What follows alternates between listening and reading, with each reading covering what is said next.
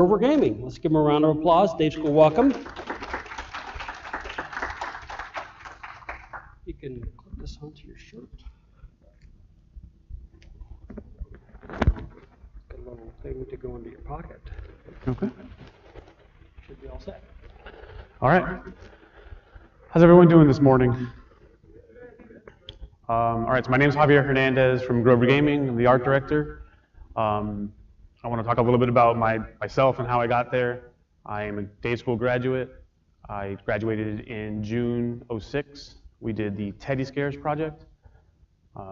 After school, I went to work for Monkey Chow, and we did the Once Upon a Christmas Village. After that project was over, I worked at Wolfhound Productions. They're a small contract-based company here in Longwood. Worked there for a few months, and then Jeff Sheets helped me get into AC Coin and Slot. It's a casino-based game studio in New Jersey. I worked there for about a year and a half, but while I was working there, there wasn't really anyone to learn from. I started there with 2 other day school graduates, and when we started, there was another day school graduate there, but there was no one that was more talented than we were. Not that we were really talented, but he had been to the school years before and didn't keep up with the craft. So we weren't growing, in our skill. Wasn't making too much money there, and I wasn't growing socially. So I was like, oh, slot machines, whatever. I want to get out to LA and I want to work on a big production. I did get to go out to LA and work at Radical 3D on an Animal Planet show, Animal Armageddon. I got laid off there about 8 months into that job, where I got the job at IGT, International Game Technologies. And they make slot machines there as well. They're one of the biggest companies that make slot games. But it was there that I really realized what slot games were, and there was plenty of artists there that were way better than I was, and I was able to learn, grow. It's the first time I was actually making good money and be able to save. And that's when I really realized that slot gaming could be a viable career choice. Just like many of you probably want to go out to LA and work in AAA games and movies, and I recommend that you really try if that's what you want to do, but there are other avenues to make a successful career. After IGT, I worked there for about 5 years, and then I moved to North Carolina to work at Grover Gaming. I started there 8 years ago. When I started there, we were about 29 people strong.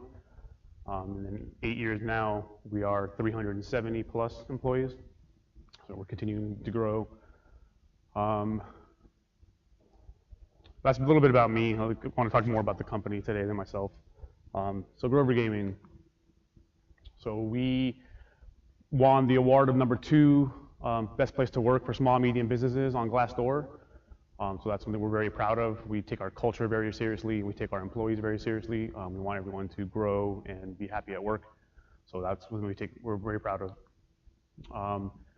The Inc. 5000 does the top 5,000 companies by revenue, and we've won 3 years in a row. We are currently 194. So a little bit about our company, how we started. Garrett Flatwelder, he's our CEO. He went to ECU and he graduated to be a financial planner. When he started to work, he heard about these things called paper pull tabs. I don't know if anyone knows what a paper pull tab is. So have you seen like scratchers, like scratch off cards for gambling? It's kind of like that, but instead of scratching something, you have a little tab that you pull open and it reveals 3 symbols, and you have 3 tabs, so it looks just like a slot machine, but on paper. And he started getting into that. He saw some potential in that. So he bought a couple machines that dispensed those, and he started putting them in like gas stations and servicing them. And one thing that we've done as a company over and over again is partner with another company that isn't really great at helping us, thinking that we can do it better, buying that company and then doing it better.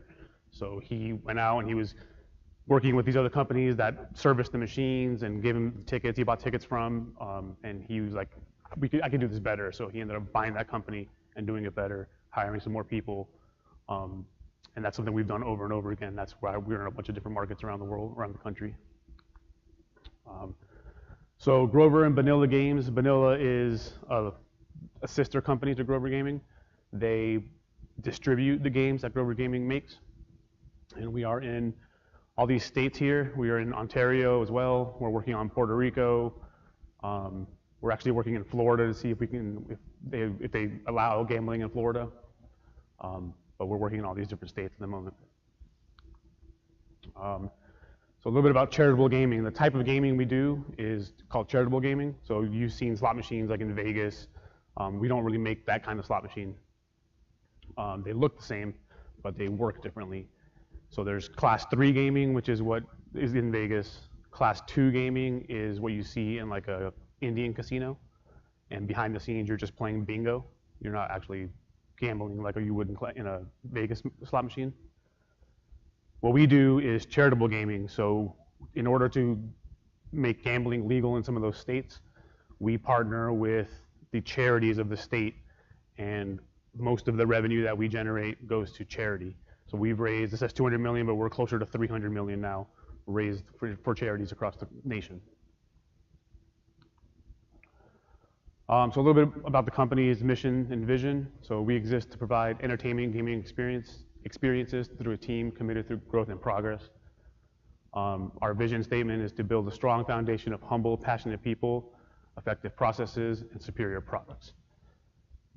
When we first came up with these, or Garrett first came up with these, I always find these things to be a little silly, called vision statements. People, companies have these, they always have these vision statements, and they're always a little silly. But this is the first company I've ever worked at. They really both believe this, and we like live this. So we provide entertaining gaming experiences. So everything we do, we analyze and see, is it an entertaining gaming experiences, and are we growing and progressing? So like I said, we've grown from 30 to 370 people in 8 years. We're always looking at growing and how can we make everything better. Our vision statement, so humble, passionate people. We want people that want to be there, that aren't cocky and arrogant. I was telling Michael that we've had people apply that have the skill set we need and are really good artists or programmers or whatever, but are arrogant or cocky, and we did not hire them. We rather hire someone that can grow and work in a team and isn't going to be cocky and arrogant, because we always work in teams, as you guys know. Effective processes, so we're always reevaluating our processes. We're actually just going through a big pre-production overhaul in the art team. We're always trying to evaluate and see what we can do better and how we can make things better and grow and adapt to the market and the superior products. We rather spend time and spend longer on a product to make it better than try to get it out the door fast just to get it into the market where it's might not do as well. Some of our core values, we're very passion, adaptability, reliability, and teamwork. So PART is our acronym for it. So passion is doing our best with a positive attitude. Things change, things come down from corporate, and then we have to change and adapt to what the market is doing. And we look for people when we try to stay positive, and hey, if we have to change and scrap something or change directions, try to keep a positive attitude about it. Adaptability, being able to change while maintaining effectiveness. So again, it just happens a lot where we'll be working on something and then we want to get into a new market, or we have to do something to make more money or to get into a new market, and we have to be adaptable, but we have to maintain the effectiveness of what we're doing. We want reliable people, so consistently fulfilling our roles on the team. And then teamwork is trust, healthy conflict, commitment, accountability, and results. We all trust each other. We promote healthy conflict, so we want conflict. If there isn't conflict, we'll have a talk with you, because we don't want unhealthy conflict, but we want people to speak their mind and stick up for what they believe. Accountability, you got to be held accountable for what you're working on, and if failure is not an option, but if you do fail, that's just we learned one way not to do something. And then results, obviously. So like I said, this is a little older. We're at 370 employees at Grover Gaming at the moment. This was last year, August 2021, but we're about 370 plus now. This is a small video that the marketing team put together for one of our products we released last year.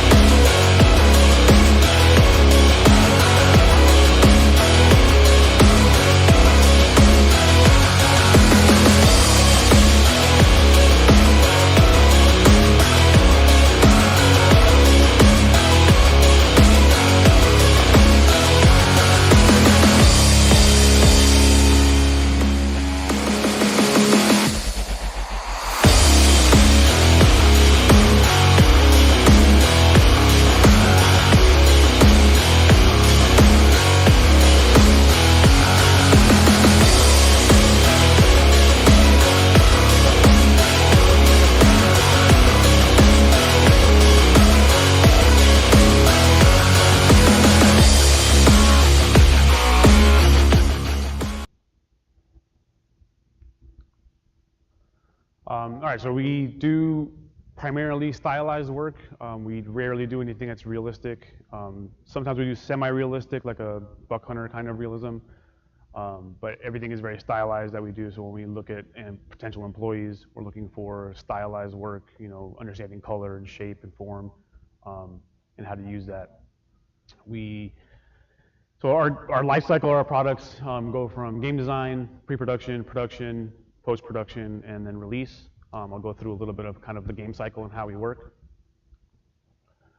So we have a game designer, and he's going to come up with all he makes the game design doc, so the high-level document that goes through all the features of a game at a very high level, just how they function, not what they look like, not how things move on the screen, but just, if it's a pick bonus, there's 5 pick items, and he'll list that out on his game design doc. Ideas come from either players, so this ghost character here was a Facebook game that we made. It was a slot machine that we made, but we tapped all the players in the different markets, and we had polls on Facebook, hey, what themes do you guys want to do? And whatever theme won, and we kind of went with that theme. It's the only time we've ever done that in Facebook. It was kind of an experiment. But the ideas come from customers, players, or then reaction to competition. So if a game releases in a market that's doing really well, then we might release a game that has that same theme to try to capitalize on that momentum. The best way I can explain it is, if you've ever been to Vegas and you've seen the Buffalo slot game, it's a very popular slot game. And we released a game called Great American Buffalo, try to capitalize on that popularity. And if you ask some of the customers that play those games, they don't know that it's different games. So in the game design document, like I said, it's a high-level document that goes through all the features, how the features should feel, what are the goals of the game. But it's a very, like I said, it's very high level. It doesn't get into the nitty-gritty because our artists and programmers wear game design hats as well. So we're not going to tell you, hey, you got to make this pop-up or these symbols exactly how you got to make them, and you just go off and make it, and you're just kind of like a robot making art. You get to design the game and how things work and look and function. Excuse me. So entertaining gaming experiences, we encourage superstition. So if you've ever seen people play slot games, they touch the screen, they'll try to find little buttons on the screen, little effects, and you'll see people that'll tap the screen and then hit the button to play because they feel like it's going to make them win because maybe they did it once and they won. So we play into that. We'll add in all these little hidden buttons or all the characters. If you hit a character, they'll react to what you did. I know all this. And I was in Vegas a month ago, and I did the same thing. I was tapping the little character and then hitting the button because I thought it was going to make me win, even though I know it's not. But those superstitions exist, so we tap into all that.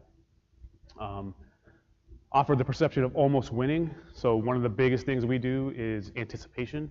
We try to create that anticipation of oh, you almost won. It's almost more exciting to have that I almost won than actually winning. In every part of the game that we make, we look into that anticipation. Just building anticipation. So when you get 2 symbols and you need 3 symbols to win a prize, the first symbol will land, the second symbol will be spinning, and we'll amp up the excitement there to make you excited and get you on the edge of your seat. The second one will land, and the game will go crazy while the third one's spinning, but then you won't get it. But it creates that excitement, and we're looking for that roller coaster. Because if the game was just dry and you just spin, they land, it's a boring game. We would try to create the up and down, that excitement. And then in the visuals, we try to mirror the player's experience. So if you're winning $5, the game should celebrate, right? But if you're winning $500, the game should go crazy. We try to match that excitement level because people will actually kind of get discouraged if you win $5 and the game does a little bell and has a little effect. But if you win $500 and does the same thing, they're not going to like it and they get kind of discouraged. So then we go into pre-production. Once the game design doc has been finalized, we will do a kickoff meeting where the game designer will explain how the game works to the whole team. Our teams consist of 4 artists, an art lead, and 3 artists, 2 game programmers, and 2 QA. And that's one game team, and we have 3 game teams at the moment. We are working up to getting 6 game teams. But planning out the game. So building off the game design document, the art teams start thumbnail sketching, focusing on composition, presentation, and clarity. Clarity is bold right there because we really need to make sure that we are understanding and guiding the player's eye. Like, we don't want to have some crazy animation happening on the top screen, but then we're presenting them money in the bottom screen because it creates confusion. So we spend a lot of time figuring out where the player should be looking and how the game should feel, and making sure that all the different interactions are very clear. After that initial sketching phase, then we'll go into an exploration phase. What's been done before? What do you think when you look at the theme? What casino games are, if any, have been successful? And then we develop mood boards. So a mood board isn't necessarily art for the specific theme, but it's just the feel, the mood you're trying to create. You know, if it's a dark game, you might find some images that have that same mood that you're trying to convey in the game.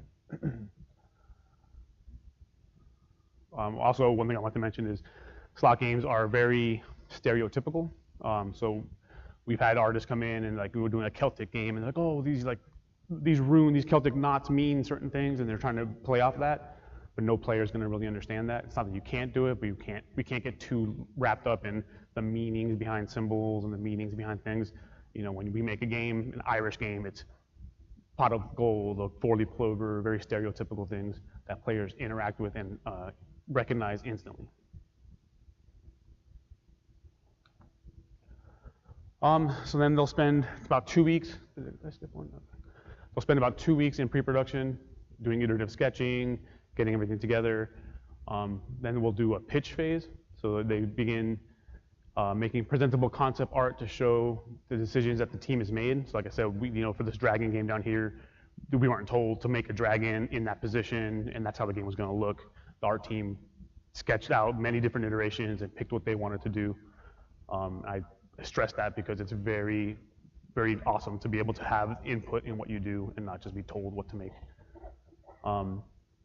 So they'll present the concept to show all the different decisions that have been made.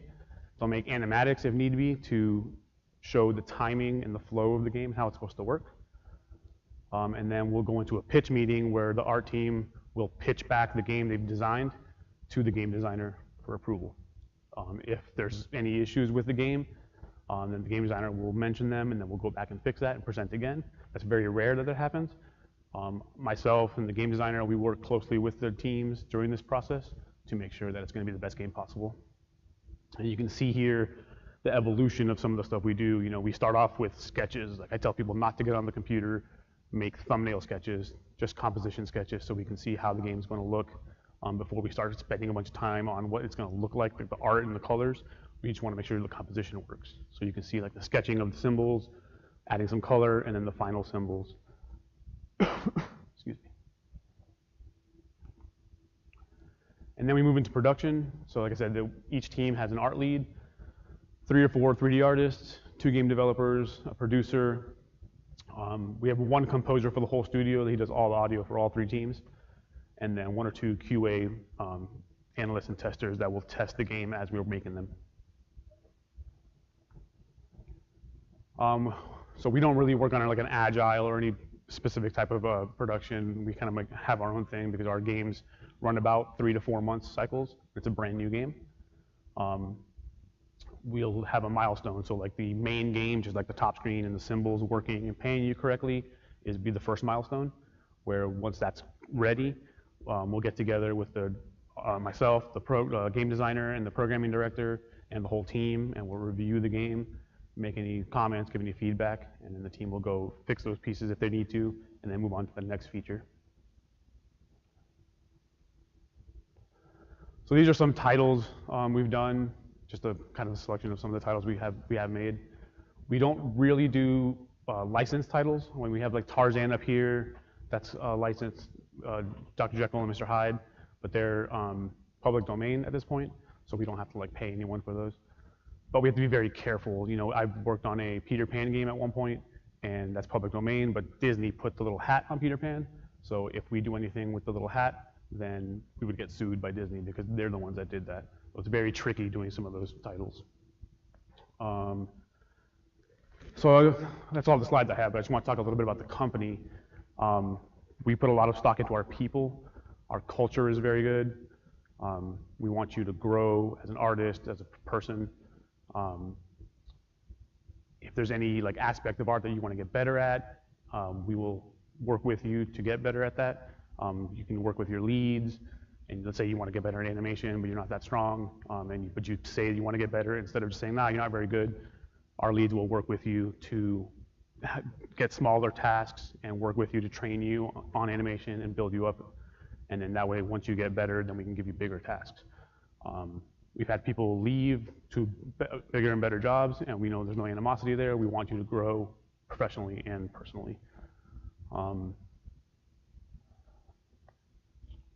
Is there any questions about the company?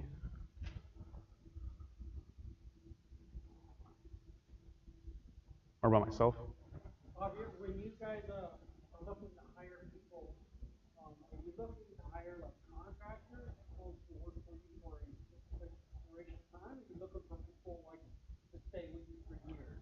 No, we're looking for people to stay with us. Our turnover is very low in the art team. Some of the other teams are a bit higher. We've only had 2 artists leave voluntarily, and we've had a couple artists leave involuntarily. But we like to keep people, and we like people to work at the studio in Greenville, North Carolina. But yeah, we want you to stay there and grow with the company. Yeah. So what's like the software of choice at Grover? So we are a Maya house. We work in Maya, Substance. Our engine is Unity 3D. We do some After Effects work, so most of our work is real time. But we do have some things where we'll render and put them on planes, so like all the symbols are generally on planes. Pop-ups, usually are just like text on planes that we animate and do like motion graphics animations in Unity. But we do still do some After Effects work and sequences. Just sequences are expensive in the game engine. But yeah, most of it is real time in Unity. Yes. These are all slot machines. These are all slot machine stuff versus like online gambling. Yes, we have done a couple things with online, but it wasn't too profitable for us at the moment. So yeah, everything is they look just like slot machines, but they're a charitable gaming. Like I said, we raise money for charities. So they are like online gambling stuff. No, we don't have any online okay, right I'm now. Sorry. No. A lot of places where our machines are located, so we have like in Georgia, they're in like gas stations and things like that. In Virginia, we have a lot of things in like moose lodges and VFWs, things like that.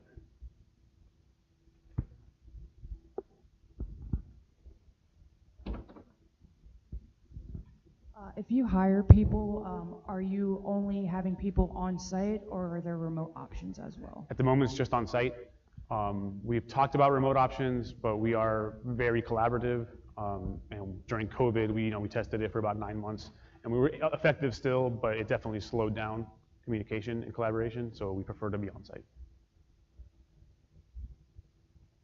So I know right now you have some artists positions available. Can you talk about the roles that you have?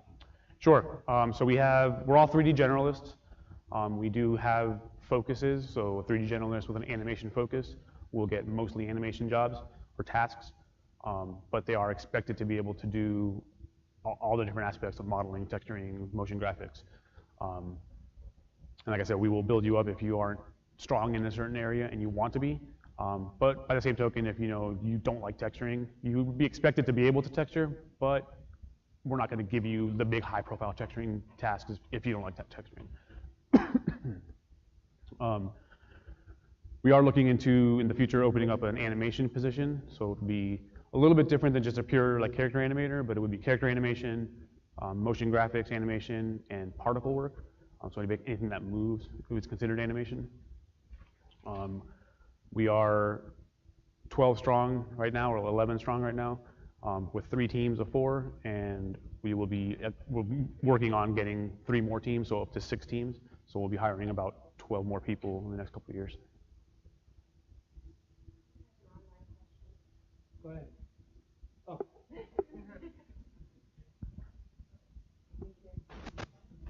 What is the length of time for testing once the game is completed?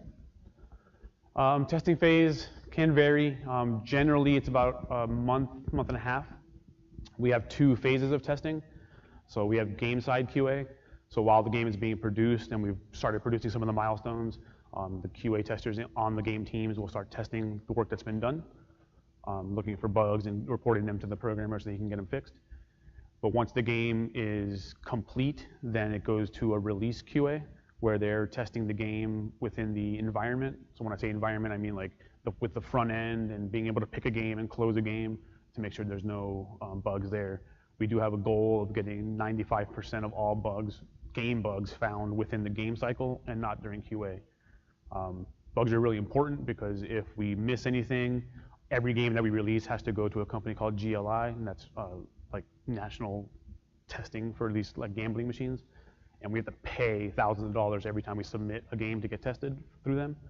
And if they find anything, like they're not testing like the game for little glitches or anything like that. They're testing like if you pull the power cord and it's in the middle of paying you, is it going to pay you the right amount when you plug it back in?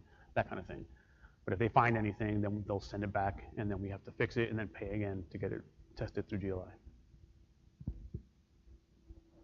Do you require an art test for anybody who might be interested in working for Grover?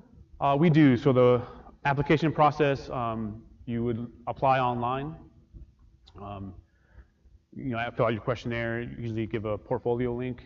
I'll look through that. If I can see some potential, like I said, we're looking for a lot of stylized work. As you can tell, we don't really do realistic games.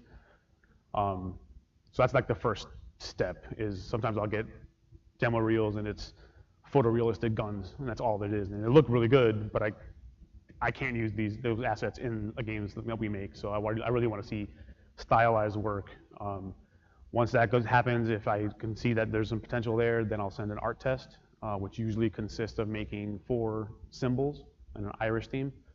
You get about 2 weeks to do the art test, and then once I get that back, I'll go over it with my art leads, and if we see that there's potential there, then we'll bring you in, fly you into Greenville for a full interview.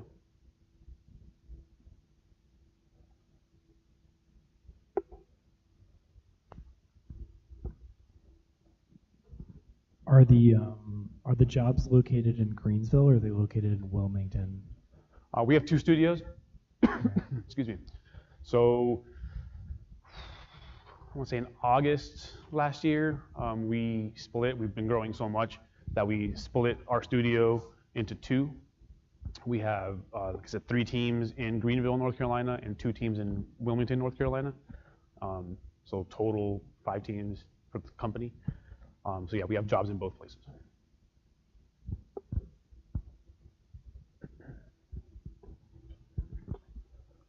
Whenever you said that you wanted the reels to be more like stylized with like the cartoony look, is that for all across the board with 3D modeling, animation, and graphic design, or like the animation's more on the realistic side?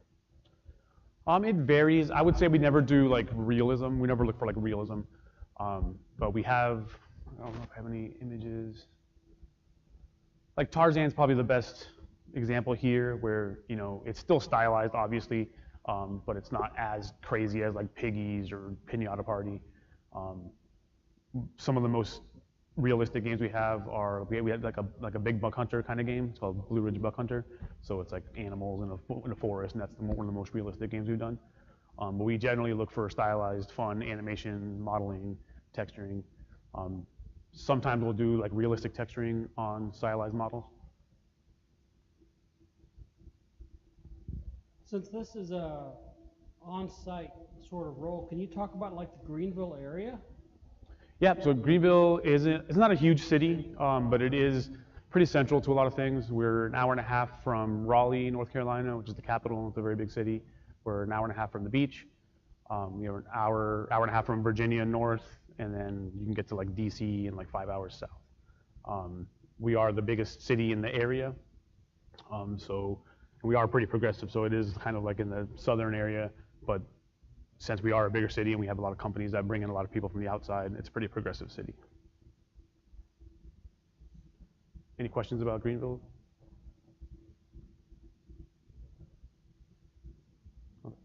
Any last questions? I know you've got some swag. I do have some swag, yeah. Share that? Sure. That's the fun part, right? I've got some koozies, some stickers, and some pens. Should I just hand it out, or? Yeah, so guys, thank you so much for coming out and listening to Javier and a little bit about Grover Gaming. And that's all we have for the moment. So thank you. And thank you, Javier. Thank you.